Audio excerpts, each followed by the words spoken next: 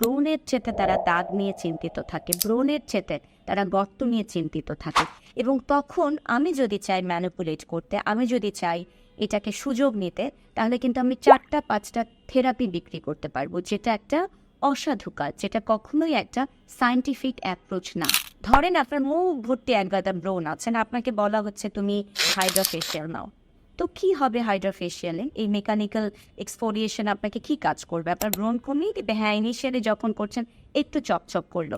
আপনি যদি শুরুতে দাগের কথা চিন্তা করেন, দাগের জন্য একগাদা খরচ করে ফেলেন, এদিকে আপনার অ্যাক্টিভেটলি ওঠা থামেই নাই, তাহলে কি হবে?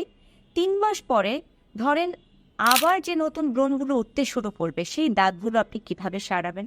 সেই গর্তগুলো আপনি কিভাবে সারাবেন? অলরেডি তো আপনি গর্তের জন্য টাকা দিয়ে ফেলেছেন, অলরেডি তো আপনি গর্তের জন্য খরচ করে ফেলেছেন।